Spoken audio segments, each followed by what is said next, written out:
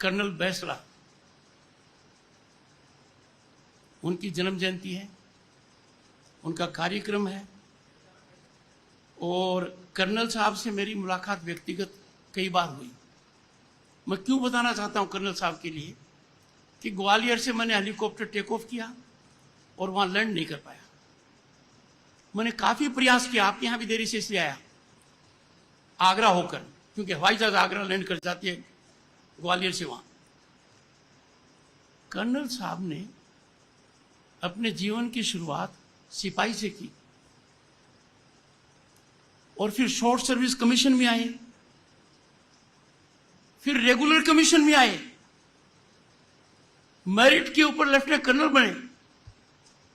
30 साल के फौजी जीवन में कर्नल साहब ने 62 की लड़ाई लड़ी, 65 की लड़ाई लड़ी और 71 की लड़ी।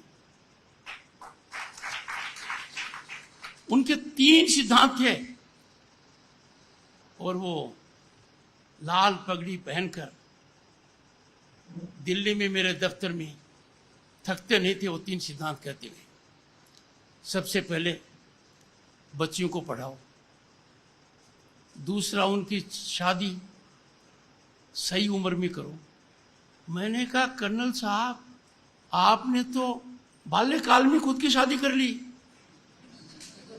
बोला मैं अनुभव के आधार पर इस बात को कह रहा हूं। और तीसरी बात जो उन्होंने बहुत जबरदस्त कही कि कर्ज मुक्त रहो। इस चीज को मैं मेरे राजनीतिक परिदृश्य में जानता हूं। 1989 when I was elected to parliament, when I became a union minister, Bharat की अर्थव्यवस्था चरमरा गई थी। हमारा फॉरेन एक्सचेंज रिजर्व 15 दिन तक ही सस्टेन कर सकता था। वो जमाना था जब भारत को जहाज से, हवाई जहाज से सोना 2 बैंकों को गिरवी रखना पड़ा। तब हमारा फॉरेन रिजर्व 1 बिलियन और 2 बिलियन के बीच में था। मैं कर्ज की बात कर रहा हूं। आज हमारा सरप्लस 600 बिलियन है।